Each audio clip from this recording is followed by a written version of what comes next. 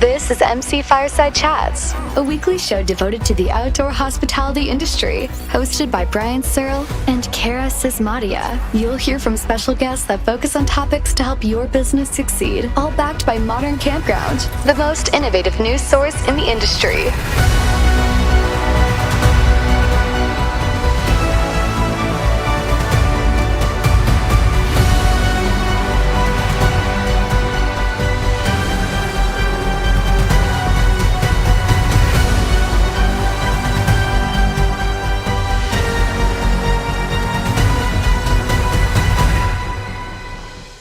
Everybody to another episode of MC Fireside Chats. My name is Brian Searle, and I'm Brian Searle too. We're testing out just 2 cameras here. We're probably not going to leave it on for the entire show, but a new feature of our streaming software. So just wanted to see what it looked like, but super excited to be here with you for another episode of MC Fireside Chats. We are missing Kara Sismadia today because she is right now, as we speak, in the middle of the Canadian Outdoor Hospitality Conference and Expo, having its 3rd amazing run. It is still a virtual conference, but that just means it's more accessible for everybody. And I really think they're going to try to drive to make that in person next year. So super excited to see where that goes. I just finished up teaching a class. I'm going to teach another one tomorrow. I think Mike is teaching a class too, who's on the show with us here. And we're just tons of education and just really excited to see the whole industry come together and learn from each other. There's really no better way to kind of do that. And we'll talk to Joann about ways that she's fostering that. With her New Jersey Campground Owners Association in Florida coming up in a few minutes. But super excited to be here with Mike Harrison, one of our recurring panelists from CRR Lifestyle. Really forward-thinking, innovative company. They own multiple campgrounds, developing stuff like that, doing some other cool things in the future here in the industry. We've got Joe Duemig from At My Community, makes cool super apps for your phone where you can do all kinds of awesome things from activities perspective and just making the whole guest process and experience easier. So those are 2 of our regular people that are joining us. We're missing Duncan, who had a last minute thing come up as well. And then we've got 2 special guests here. We talked briefly about Joann, who's the executive director of this New Jersey Campground Owners Association, or is it Mid-Atlantic, Joann? I always mess it up. I'm the executive director of the New Jersey Campground Owners and Outdoor Lodging Association. But the Mid-Atlantic. Yeah, but New Jersey, we are the ones that coordinate the Mid-Atlantic Conference. Okay. So I almost maybe got it right, but thank goodness she was here to correct me. So we're going to talk to Joann, and then we've got Joel Holland here from Harvest Host, CEO of Harvest Host, to talk about a new kind of innovative product that they have launched called CampersCard. So I think we have a jam-packed show for you here. Hopefully you're not here and you're watching the Canadian Outdoor Hospitality Conference if you're in Canada. So we've only got an audience maybe of everybody else everywhere in the world. But where should we start, guys? Do we want to start with our special guest? To Mike, Joe, do you have anything that's kind of really been on your radar the last few weeks that has come up that you want to talk about? Well, no, I think we should probably start with Joann, considering, at least for myself, we're in the middle of conference season. So it's probably a good place to start for me. Joann, what do we have? Hi. So the Mid-Atlantic Conference for campground owners is being held February 27th, 28th, and March 1st. We are going to be in Orlando, Florida at the DoubleTree at SeaWorld this year. We have 10 educational sessions, 30 trade show vendors right now. The trade show is going to be on Tuesday afternoon. And we're looking for a really, really great conference. I mean, the trade show floor is sold out. We're still getting registration for attendees is still open through February 19th for the early bird special. And then after that, the price goes up. But for $250, you get 10 sessions, trade show, lunch and dinner on Monday and Tuesday, and just a good time to be networking with other campground owners from not only along the East Coast, but across the country. And CampersCard, they'll be there with us. So thank you for being a part of our trade show this year. We look forward to meeting you. Yeah, we're excited to be there, and we have a good team going. I'm not going to be able to attend personally, which I'm jealous because I imagine the weather in Florida is quite nice. Oh, I keep watching the weather, and it looks like it's going to be in the 80s and sunny every day that we're there. So we're excited. And believe it or not, I've been monitoring the airfare down to Orlando from anywhere along the East Coast, and we've seen airfares as low as $37 to get from Newark, Philadelphia, Baltimore down to Orlando. So, there's still an opportunity for folks who want to come down to jump on some pretty cheap airfares. I'll be honest. Like when you said that, I was like, I don't know if I want to fly on the $37 airline. I definitely want to come to your conference if I could, but I don't know if I want to fly on an airline that's only charged me 37. Like where are they cutting costs? United American. I mean, it's their regional jets, so it's. Oh, that's fair. Okay. So, and I'm pretty sure, Brian, that $37 isn't from you, or isn't for you, Canada. Probably not. Look, my camera is blurry too. I look better than me. Someone's asking what day is the show in Florida. So Monday, February 27th, all day are educational sessions, and then there's lunch and dinner. Tuesday, we have educational sessions from 9 o'clock in the morning until 12 noon. Then we have an exhibitor luncheon from 12 to 1, and the trade show runs from 1 to 5. And then we have our banquet and auction that night. And then on Wednesday, we have more sessions from 9 to 12 noon. I mean, it sounds like a really cool lineup. Why in Florida again? Like it's clearly a benefit. Like I'm nobody's arguing you. How did you end up in Florida? It was during we went to Florida 3 years ago when COVID hit and everything was shut down in New Jersey and Delaware, and Maryland. The board decided that, they still wanted to have a conference, try to find a place to have it. And Florida was open, and we ended up going to Tampa the first year. It was a success. People they wanted to be together in person. We'd done the virtual the year before. And so last year we were in Orlando, and this year we're back in Orlando again. And people like being together in person. Yeah. Oh, there's no doubt about that. Yeah, absolutely. Nobody's arguing about that. So yeah, super excited to I wish I could be there. Like I've moved to the city, Calgary in Canada, that is apparently on the opposite end of the continent from where Florida is. And every conference I try to go to here this spring is like $2,000 for a flight. So I like you, Joann, but not $2,000 like you. I understand, Brian. Well, we will miss you. Thank you for your support. We really appreciate it. Yeah, absolutely. Anything we can do. I don't know what's wrong with my camera. It's a brand new one I just got today, but it keeps making me blurry and then not making me blurry. So, well, I'm actually not going to be at this show this year. I'm the only person in our company that does shows, and I have 5 of them next month. So there was 2 or 3 that I couldn't go to last year, so I'm prioritizing those this year. But one of the things I always say about Joann's show is it's the best. Why aren't you going? It's one of the ones that all of the attendees will come and talk to the vendors. It's probably, I would say, the percentage of attendees that speak to each vendor, and this is obviously is for the vendors more so than for the owners, but most of the attendees, a higher percentage comes and talks to each vendor. She does a really great job of getting them around and getting them to access to the vendors, access to the campground owners. So from a vendor perspective, Joann, I love your show.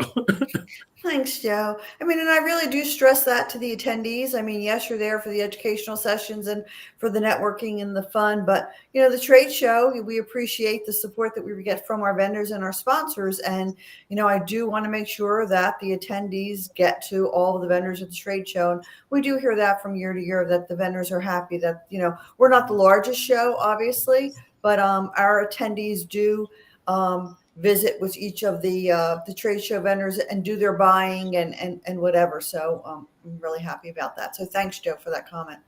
Well, and I will tell you again, just from my experience of going to so many trade shows, and I don't go to as many as I used to just because of, again, time and distance, right? But I will tell you that size really doesn't matter when it comes to a conference like that, whether you're just starting out or you're established. It's really just making those obviously it depends on your business goals, right? But it's really just making connections with those owners, talking to them, seeing where you can fit in, provide value to them with either a service or a product as a vendor. And really, ultimately, it's just, you never know who you're going to talk to that may come back to you and buy a ton of stuff 3, 4, 5 years from now. So. And I'm really careful about when the vendors that do come in, we try to allow 2 vendors from any segment of the industry, so that everyone gets a fair chance. I mean, yeah. And we let the vendors know that, if there's an extra one that wants to come in, that there are already 2 vendors. And so, we want everybody to be able to speak to everyone and not be overwhelmed by just one segment group. So I do try to control that as best I can. This is a totally different conversation. The first thing that popped into my head was, how do you handle reservation systems? But we won't make you answer that. Joe, what else is coming up for you? You were talking about some other shows that you were going to. So fill us in on the conference schedule here in the spring. Yeah, so we just got done 2 weeks ago with Camping Carolina, and I saw CampersCard there as well. Outside of the normal conferences, I also attended the Tampa Super Show in January, and again, I saw one of Joel's coworkers. And Are you then, following him, Joel? Or yeah, I know. We're trying to be anywhere Joe goes. That's where we got to be, That's right. it's true. It's a good metric to follow. So yeah, coming up soon is Ohio. Ocoa's coming up. I will be speaking at that event. Then NCA, the Northeast Camping Association. Then Wisconsin, the Waco Association of Campground Owners. Camp Michigan will be the week after that. And then we'll end March with Cal OHA in California, Sacramento area. Is that how you pronounce it? Is it Cal OHA or is it? I don't. Koha. It was a whole I thought it was Kaloha or something. It's Koha, California Outdoor Hospitality Association. Right. It used to be Camp Cal now. Yeah, we all know the letters. I was just unsure how to pronounce it. So I didn't know it was a single word. So I'm not saying that it is. I'm just saying it appears to be that way. And it's the first time I went to that one was last year. So unfortunately, last year I had to miss the three in the middle there: NCA, Waco, and Michigan. And so I'm going back to those this year. But then California my first year was last year, and it was a really good show. This year, for the vendor side, they're adding some dedicated time. They had sessions throughout the trade show last year. This year, there's some dedicated vendor time. But again, since it's only its second year back, so I expect there to be a good number of new campgrounds coming around. Awesome. Yeah, always a good time. I will admit I miss going to all the trade shows quite a bit, but it's got to be a trade-off somewhere. Until I figure out how to clone myself, which I will. And then I'll come to your show every year, Joann. You'll be the first show on the clones list. Just turn on your second camera again and you're set. That's a good point. But all right. Listen, Brian, you could start a road trip now. Just get in an RV and just start heading south. I can't afford an RV. I'm not rich enough to afford an RV. We have that's actually what we're doing this summer. Is we have two conferences in June, Arizona RVIC, and then a corporate client of ours in Arizona. And so we are packing up our 6 children into our RV and spending 2 months on the road. Oh, Plan on staying at Verde Ranch. Much braver person than I am. Much braver. I would maybe be able to take 3 kids with me. But what's the fun in that? I mean, we're currently trying to potty train our 1 child, and when you said 6 kids, you just made me feel lighter somehow. Like I feel like I can float. Well, we're lucky. Our boy just went through it, and he went really quick. Actually, quicker than the girls for potty training. So we're just about fully out of diapers, which has been an ongoing thing for 10 years. So it's gonna be nice to be done with that. Modern campground, cutting edge in the outdoor hospitality industry with potty training. Anecdotes. I mean, you have to raise the younger generation, Mike. They have to be ready to go camping, and it's never too young to start them. So, and an RV is the best way to transport them, because once you need to stop every 5 minutes in a vehicle, you realize having a bathroom on board is pretty clutch. Yeah, I couldn't imagine traveling without a motorhome now. And let's be honest here too. Like, this is more critical than we know as campground owners, because there are some adults who go to campgrounds who still aren't potty trained, who have cleaned up after them. You know who you are. So anyway, let's shift gears here. Let's talk about, it's a good segue, right? Because Joe is not about the potty training, but Joe is going on the road with his 6 children, going across to probably stopping at a bunch of campgrounds along the way. Yeah, Joe? Yep. So how are you finding discounts? How are you finding this stuff? I think Joel might have one solution that might enhance that. What do you have, Joel? Yeah, so we touched on it briefly, and we have been attending as many of the shows as possible and joining as many of the state campground associations as possible as well. CampersCard is essentially a free marketing program for campgrounds, and it's interesting. Before I purchased Harvest Hosts 5 years ago, my grand plan was to build CampersCard. And I'd owned it, built this website. The idea was to create a perks program for RVers, so you get discounts nice little things like early check-in, late checkout, essentially like what the hotel industry does pretty well with their loyalty programs. I wanted to create that for RV campers. And the issue I realized as I got started was I had no scale. And so even though I could have reached out to a bunch of campgrounds and, tried to get them on board, I didn't have the RVers to communicate with at that point. And so I put that project in the back burner, spent last year 5 years building Harvest Hosts. And now we have close to 1 million RVers who we communicate with, 250,000 paid members of Harvest Hosts, but then hundreds of thousands additional between RV Hacks and Humor, our magazine, our podcast. We basically do, we have a large list, and we've spent, close to $30 million in the last 5 years building that list through marketing and advertising. So now we have the scale. And so this is why now, right? This is why CampersCard's coming out now. It also felt like the right time to start helping campgrounds fill excess inventory. I think last year was the first year where we started seeing a little bit of a normalization in traffic. And some campgrounds, midweek may have spots they want to fill. That's my goal, right? Our mission as a business is to help campers, but also communities. And in communities, we throw all campgrounds, right? Small business owners it's one of my favorite groups to benefit. So what I love about CampersCard is it'll always be free for campgrounds because we have already invested in this, in the database of RVers. We don't have to charge campgrounds anything.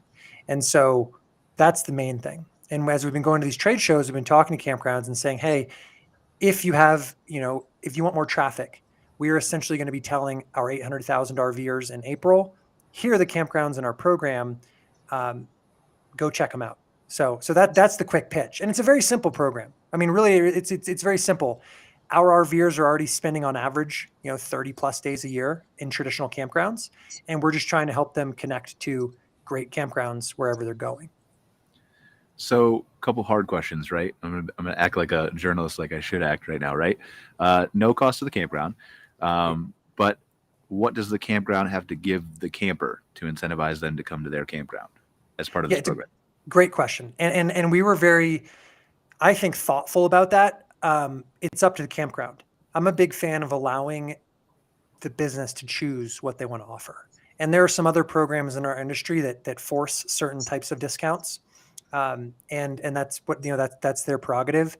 Our approach is, hey, Joe, you've got a campground. You tell us what you want to offer. If you want to offer a 20% discount, a 10% discount, early check-in, late checkout, these are some ideas. We'll essentially just put that together on a page and tell our members, here's what Joe's Campground offers. You decide. So obviously, if the more compelling you can be, the better. So if you find that midweek you've really got a bunch of openings and you're willing to give a pretty good discount to attract people, we're just the middleman. We're just going to tell our members, here's the option. So totally up to the campground is a long story. Is there a way that, and maybe you're already doing this, but is there a segmented way where you're going to communicate some of these people who are offering the discounts through CampersCard to RVers who are closer to their region or closer to their home instead of kind of a blanket email to everybody about every campground? Oh, yeah, absolutely. So, I mean, one of the first things we're doing is incorporating these campgrounds into our map. And so we have, our members are using our app or our website to do a lot of like A to B route planning. And right now on that route planning, you can pop in Harvest Host locations, golf courses, Boondockers welcome locations, dump stations. We added, recently 7,000 dump stations. And now you'll be able to add a layer of campgrounds. And so as people are traveling and route planning, they'll see the campgrounds along their route, but they'll also be able to search regionally. And we're going to give the members the option to get updates based on their geo. So you could say, hey, Brian, do you want us to tell you anytime we, have a new campground in the program in the Mid-Atlantic region? And that could be a flag. But yes, we're working hard to come up with good ways to show people where these campgrounds are located. And it's not me like trying to hassle you or give you a hard time. It's just my marketing brain working, like, targeting and good drilling down into niches and locations and just making that content not only more valuable to the RVer, but then likely resulting in a higher conversion for the campground that's part of the program. So Totally. forgive me I'm not trying to uncover any secrets or give you a hard time. No. You're spot on. I mean, discovery, I think, as an RVer, campground discovery, attraction discovery, these are some of the biggest challenges. And so we've invested a lot. We have 10 engineers full-time on our team that are building good products to help with that discovery across the board. But everyone here probably knows, like, we all use different tools to try to find things, and some are better than others, but discovery is important. Well, this is fascinating. We'll talk about this at the end of the show. I want to circle back to discovery. Mike knows what I'm going to talk about already. But while I'm remembering, though, I want to thank our sponsor for the episode, Firefly Reservations. We're going to take just a brief little video play here for our sponsor, Firefly Reservations. We'll be right back. Did you know most campers prefer to reserve online? Are you missing reservations?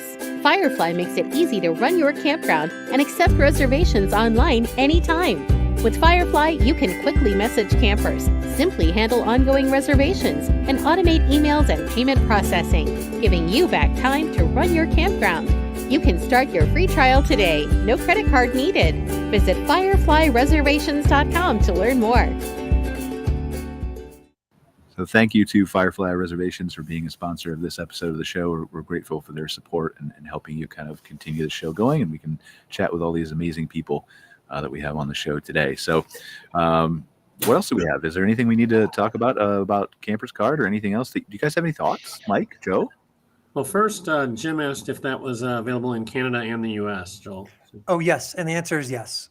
We are, so our network of locations with Harvest Host and Boondocker is about 8,000, and about 10% are in Canada, but we're working, to make sure that they're everywhere. It's every province. CampersCard's the same way. We're adding campgrounds everywhere we can. So far, we've only started recruiting campgrounds in the last few weeks. We have about 400 on board. Our goal is to get to 1,000 campgrounds before our April launch to members. And the only other thing I would add, and it's important, is not only is it free for campgrounds, you don't need any special software. There's no contracts. We're not pushing reservation software of any kind. It's simply, hey, tell us if you want to be in the program, submit a short form. I mean, it's that simple. So we're trying to keep it easy for campground owners, because I understand how busy they are. And the last thing that they want is yet another complicated program. So it's supposed to be extremely low lift. So as a campground, I was on your website right now, so it's not launched yet, right? So right now it just says list a campground. So there's no way to search for it yet. It's not up and running yet. Correct. So we have intentionally not released this to RVers yet. We are just focusing on getting the campgrounds on board. And then actually we have a gorgeous new website. The current website's, it's just a little WordPress website, but we have a great website in the background that's going to launch with the product in April. And then we're going to do the big splash, which will both be obviously marketing to our 800,000 RVers, but also paid advertising and marketing campaigns are going to kick off in the spring. So how does this integrate with, like, I obviously know the Harvest Host and the Boondockers, as a campground, it's something we've never been able to participate in because we're not, Harvest Host eligible. So if I think about, reach and, as a campground operator and owner, there's probably 30 or 40 sites. Brian and I have talked about this now for a couple of years of, where do you go to look for an RV site, right? There's not one centralized Expedia.com, if you will. So what, and I don't mean to make this sound so interviewee, but what sets your site? Why should I list on your site as opposed to Passport America, Good Sam, Campendium, RV Park, all the other 30 that we play with? What's your reach and what's your strategy? Totally. So it is, it's really interesting because I just had this conversation the other day. I don't know. I think it's gonna be a long time before there's a kayak for the RVer. And it's because as a traveler, we're not necessarily just searching for like, show me hotels in Chicago. We're looking for a longer route with dates and it's just different. So we all have different tools for how we approach it. So that's the other thing with CampersCard. It's not an exclusive program. And what we've been telling campground owners is keep using the other programs if they're working for you. It's going to be up to us to show you that we're going to also be beneficial. And by the way, if any of the others, you're paying for, like maybe we end up giving you traffic that makes your life a little easier for less. But we're not trying to be exclusive. So the answer right now, the short answer is I say join them all. So I'm an investor in 4 campgrounds here in Colorado. And as we try to get them up and running, the best way to do that is to get on all 30 places, right? Like, and that's it. Now, luckily, most of them are free. I'm a little more selective before I join something that's paid, but CampersCard is also free. And I'm excited to prove our value. You know, I think the biggest difference we have just we already have a massive reach. And so we now get to use it. And what's neat is we've had a good, as Harvest hosts, we've had a good relationship with campgrounds over the last 5 years through a lot of like education, saying, hey, we're not trying to be the enemy. We're not trying to be a competitor. We're just boondocking 24 hours. We're competing with Walmart and rest stops. We're not trying to hurt campgrounds. This is finally our way to say, hey, we told you, like, we want to help campgrounds. And so we can use our traffic now to come to support it. So I'd say join them all. It doesn't hurt. And once we start pushing traffic, it should be very beneficial. So I think that my instant question to that is I agree with you. You know, there's nothing wrong with being listed on another site as long as you have the time to manage it. And that's the big caveat, right?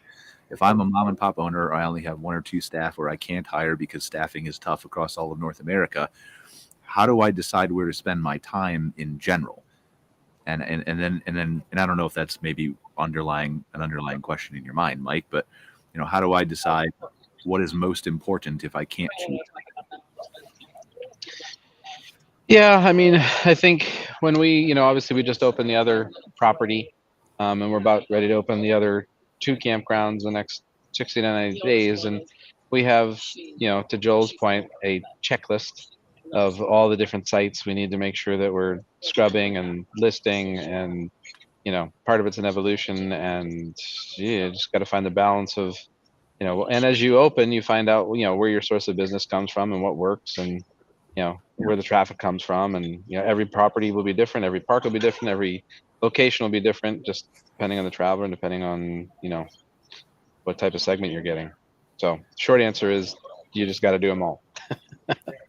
All right, and Joel, I'll tell you, speaking from an executive director, the more simple that you make the sign up for the campground owner, the better off you're going to be. Because if it becomes too cumbersome, with 30 other, entities out there doing the same thing, that's really important. You'll see, I think that you'll get a lot more traction by making it as simple as possible for them and streamlining it as easy as it can possibly be for them. Totally. And I appreciate that feedback, and I completely understand it. My guess is that as a campground owner, the hardest thing every day is figuring out, where am I going to get that extra 5 minutes to help the business.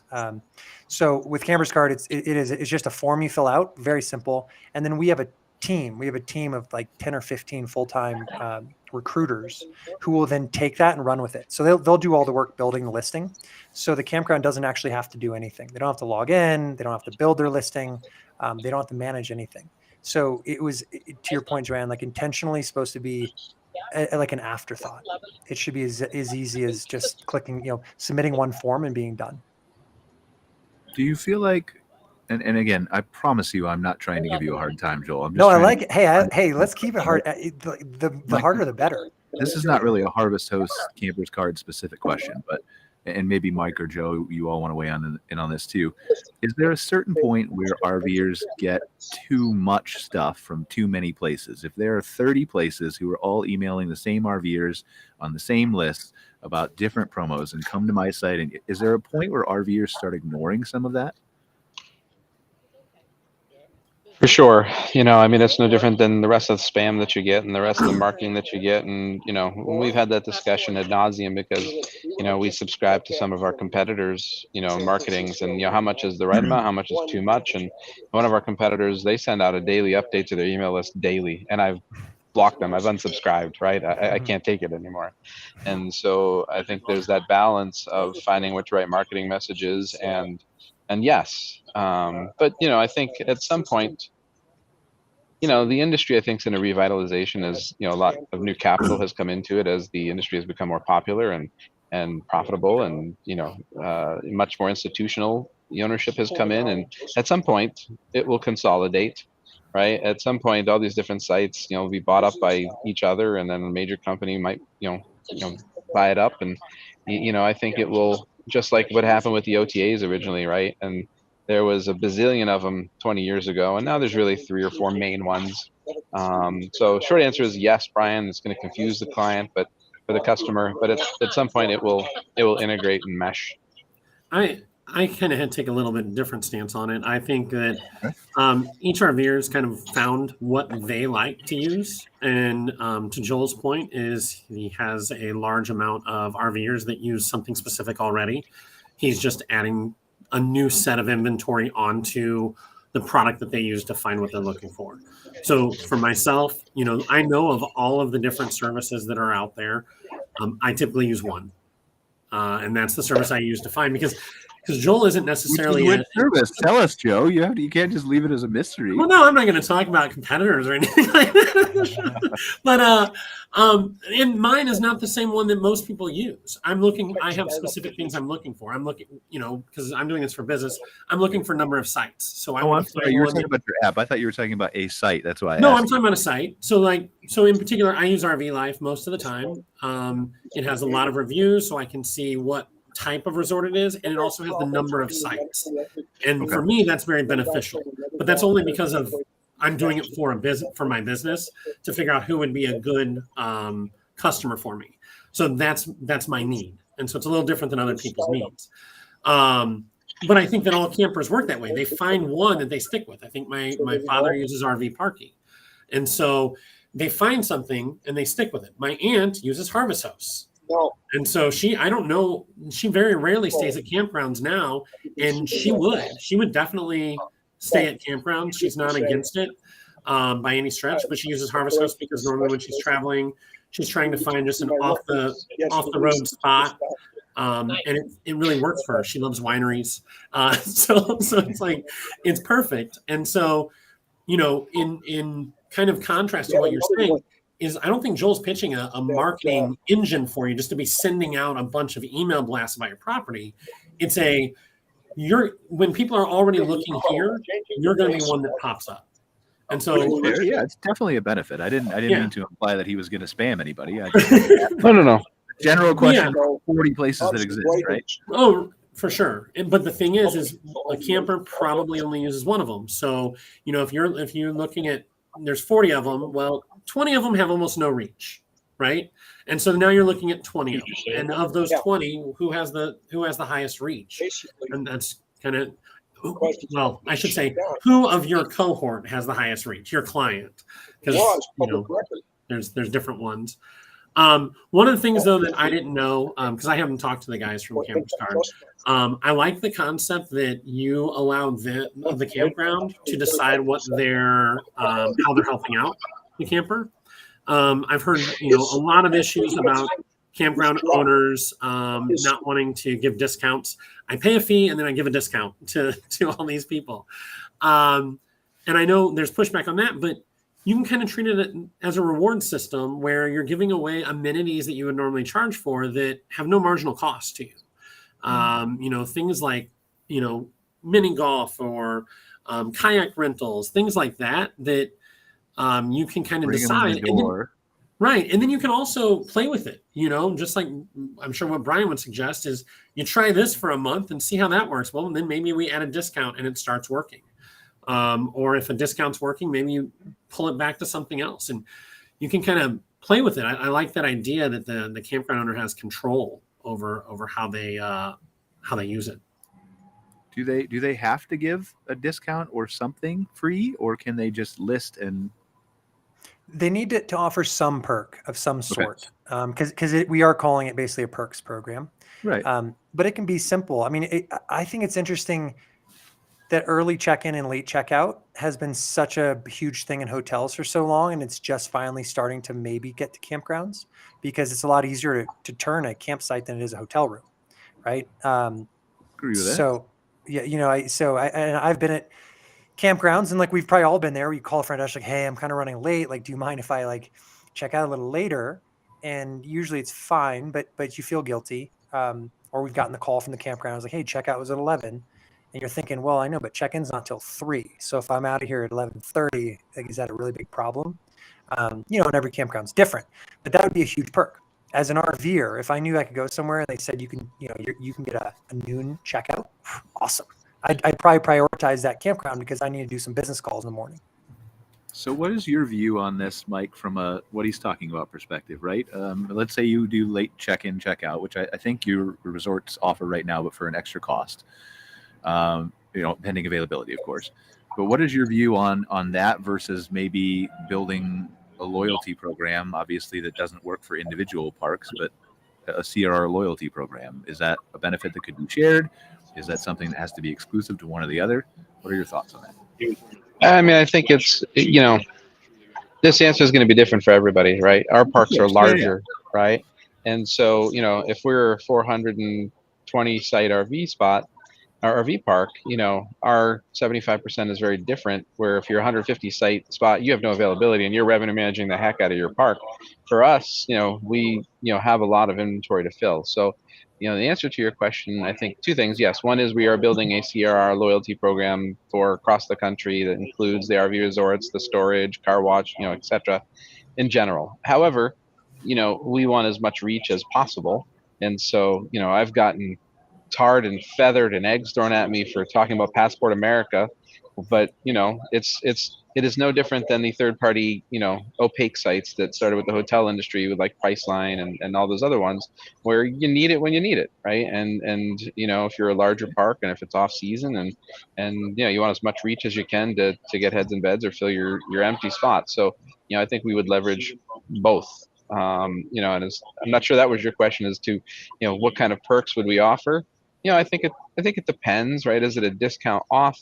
Is it a particular site type that we're trying to and I think that would be a question for Joel is, you know, is it one blank and I submit my listing and my discount and I'm done? Or, you know, can you change it seasonally based on, can you change it seasonally based on what you're, you know, what you have available, so to speak, or, you know, be flexible to drive, you know, need areas. And how do you make sure that the camper doesn't have outdated information if you do change that? Right. Or they booked it and, you know, you're offering free kayak rentals and now you're 4 months later, you know, when they saw free kayak rentals, but your discount or your perk, I guess is the better way, isn't the same. And that's the benefit of us, you know, this being app driven. We'll let, you know, our members are going to be trained from the beginning that you need to check the perk of the day. Like, this is not, you know, this isn't a listing on a website that has been there for months. This is dynamic, and the campground owners can change it anytime they want. Well, but so then that's fair. That makes complete sense, and that's a great answer. The follow-up question to that is the 4-month reservation that Mike said. What if they reserve it in advance? Well, I suppose if Mike knows, you know, someone reserving today for June, he would just have to be comfortable with what he'd be confident he could offer in June. Okay. Yeah. Yeah, like Brian, I was thinking to kind of your side, things that they could offer would be even free mugs. There's a lot of people, I'm not necessarily one of them, there's a lot of people that love just getting a free trinket. And if they have your branding and they're taking them to other campgrounds and using your mug when they go to another campground in the morning but around the fire, that's a benefit. You know, it's a benefit to you. It's more marketing. And even though you gave away something that was $5 for free, it's nice. Yep.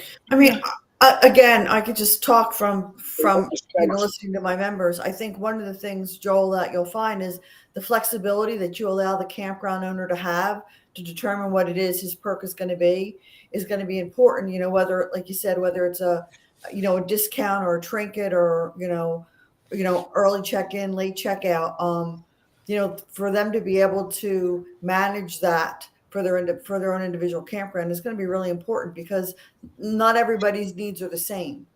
Right. That's right. And I'm guessing, Mike, that's the issue that you've probably gotten feedback for Passport America, is that they're asking for a lot. Is that right? Well, yeah, and obviously from a revenue management standpoint, it's really, you know, very, very difficult, and it isn't necessarily. Our prices are so high that sometimes the traveler and our offerings don't match, but you know, you want to generate business when you want to generate business. So I think what you're describing, the flexibility of what you're offering, you know, can be, you know, is a lot more attractive, so to speak. And, you know, I think it's something that we'll for sure explore. And especially since knowing that obviously your reach, with the other sites, and basically because I assume they're all going to integrate. And so the reach with the other sites, also opens us up maybe to a new customer that we have never experienced before through Harvest Host, that we don't have reach to currently, that maybe they're exposed to us. And so I think that's very interesting. Yeah, and I think that's what all my questions were geared toward, is what really sets this apart. And I think we found it, right? It's the flexibility. And that's what really sets it apart and makes it easy to adopt, I think. Yep, flexibility in the audience that we have is probably closer aligned with Mike's properties than not, right? Like 80% of our members are 55 and older, 60% retired, and most of them have a 6-figure disposable income. So it's a wealthier segment of retired traveler, and I think that the resort properties fit really nicely into that. Yeah, I think a lot of people see Harvest Host as people that are just wanting to get free nights, and I'm sure that there is a section of Harvest Host that's like that. But of the ones that I know, that's not necessarily the case. They're going to wineries already. They like wineries, or they like breweries, or they have an experience that they want to do. Most of a lot of these are people that would boondock otherwise, and so they have typically nicer rigs. I would imagine there's a ton of luxury motor coaches that are on Harvest Hosts, and so those places would be right up your alley.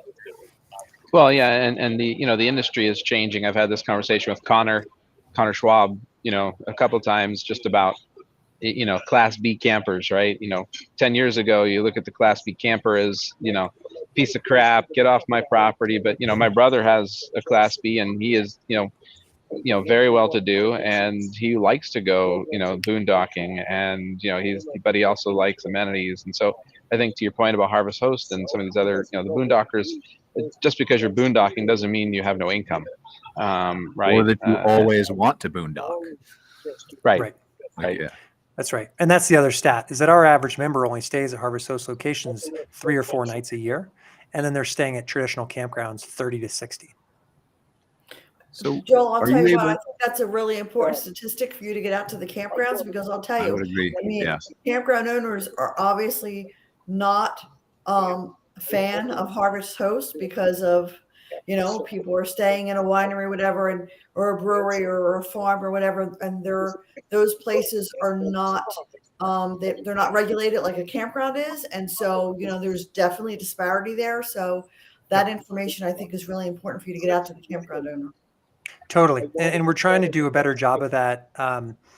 It's interesting in locations where we have Harvest Hosts around campgrounds. The campgrounds are always on our side because they always see more traffic. And so I've never had a complaint from a campground near a Harvest Host location, because so many of our travelers come off the road and end up going to the campground before or after, right? Because Harvest Host is just dry camping, and just for 24 hours. And so these are the things we're trying to educate campgrounds on. But it's interesting. There's one down the road here for me in Palisade, in the middle of a bunch of wineries, and they've seen so much more traffic from Harvest Hosts that they actually joined as a campground, which is interesting. Like I don't think we've ever had a campground join Harvest Hosts, but they basically said, we'll offer some free spots for Harvest Hosters, knowing that what they end up doing is hooking up. We tried that, and I guess that was a couple of years ago, and we tried to list ourselves as a campground. It was no, as we were trying to attract it. Yeah, totally. It's interesting. Like I just, it wasn't a use case that I had foreseen, but we're totally open to it. I mean, that's the nice thing, is we play really nicely with campgrounds. The only times those that don't know us or don't have any campgrounds around us, I completely understand the hesitance. And that's why I'm always trying to say, like, we are not competing with campgrounds. And now I'm really excited about the CampersCard program, because we can finally prove, right, like through our actions, like we're going to actually send traffic to campgrounds. Are you able to tell us or give us an idea, or do you have any data on what are some of the perks that people are offering besides straight up discounts that you've seen come through with the sign up so far? Yes.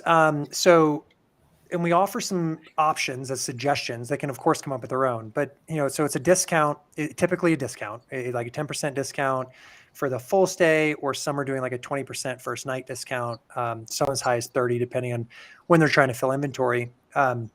For perks, this early check-in, late checkout is one of the biggest ones. I mean, that's the largest take. Low barrier, right, to give it away too. I think so. And the value to the RVer is massive. right? So we surveyed all of our members and asked them, like, what are the perks you want to see?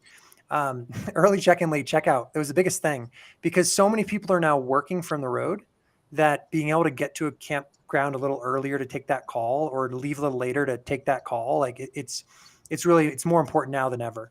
So that's huge. Some are offering things like free firewood, as an example, or a discount in the store. That's an easy one. They'll say like, here's a percentage discount in the camp store. So it's things like that. It's just taking the stuff you already have and figuring out what's pretty low lift or low cost, but has a high benefit. And I think that early check-in, check-out is one of those that doesn't cost anything really. Now in Mike's case, since he offers it for sale, there is an opportunity cost, but a lot of campgrounds don't do that yet. Well, and that's true, but I will tell you when I camp, we always try to get out at our checkout time. Sometimes meetings happen or whatever, and a camper, I can feel nickel and dimed if it's 5 minutes after, they're like, oh well, we got to charge you the $50 fee, and I completely understand. I understand the business and that you need to turn those, but also knowing that stop whining. Also knowing there's a 2-hour window there where no one's supposed to be there, and you're not actually doing anything to turn the campsite most of the time. So you just, I would be more inclined to pay a higher fee to not have to worry about it, to be honest. Like that's me. I don't like the nickel and dime, the little things adding. Well, then Joe, that's a great point though too, as part of the member discount, right? If you think about the hotel programs, which are the most evolved, right? If you're a premier tier, one of the perks you get is early check-in, right? Or a late, complimentary late checkout. And it does have value, right? And that costs nothing in essence, to the campground, so that's a big value to the customer and really in no cost to the property. And as Joel said, it's growing. Unless you with Marriott and you miss Starwood, then you maybe get a late checkout if you beg. Sorry. Anyway. But Joel said that, and that's a growing subset.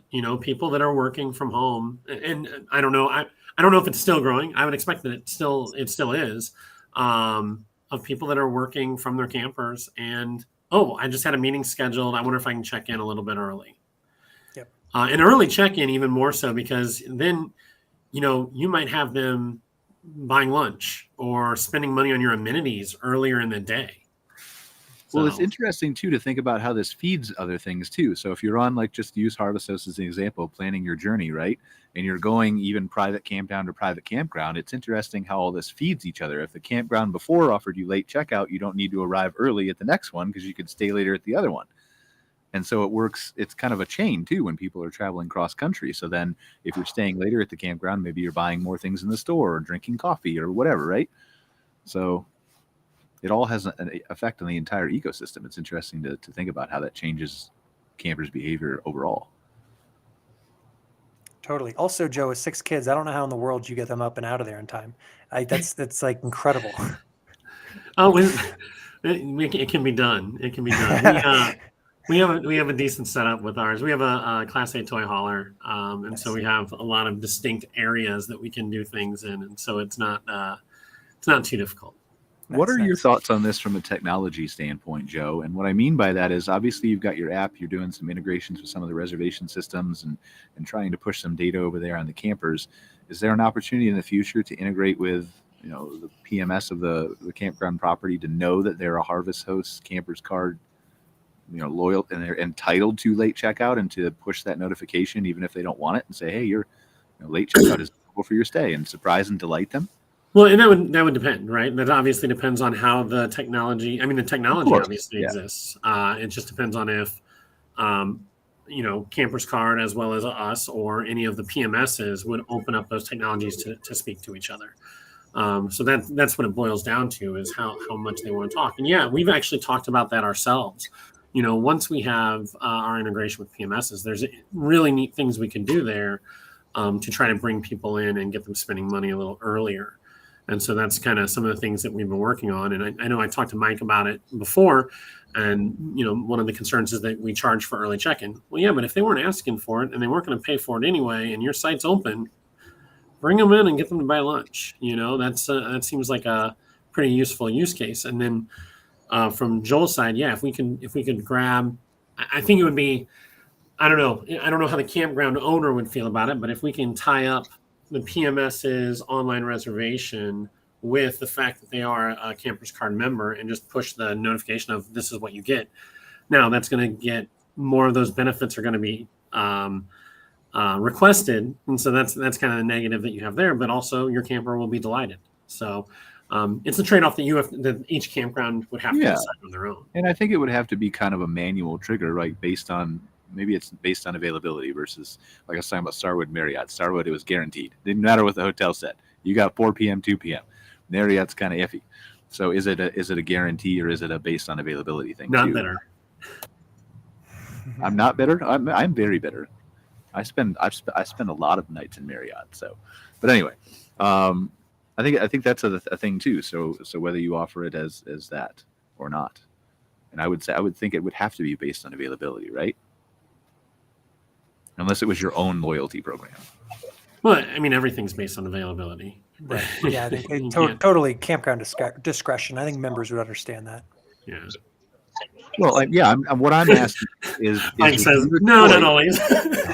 I'm asking it's your choice as the campground owner, right? So is it better for you as the campground owner to say based on availability? I think the answer is definitely yes. Yes. Yeah. Definitely. What else do we got to talk about? We got about 9 minutes left here, guys. I got a question for Joann. Joann, how are your campgrounds feeling about 2023 compared to 2022?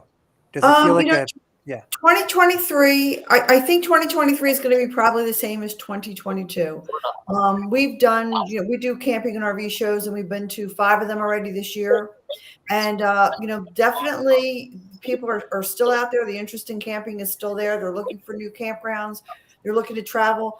I will tell you, the RV dealers have done very well at the shows, even though there's a lot of used RVs on the secondary markets out there. But the RV dealers seem to be doing okay. So I think 2023 is going to be probably similar to where we were in 2022. Obviously, 20 and 21 were incredible for us, at least in New Jersey. And again, it's all weather dependent, Joel. If it rains or we get some storms coming up, that could kill us. But we're very positive and optimistic about the season coming into 2023. Awesome. That's great. Is everybody else here too? Mike, Joe, from what you've heard? Are we optimistic?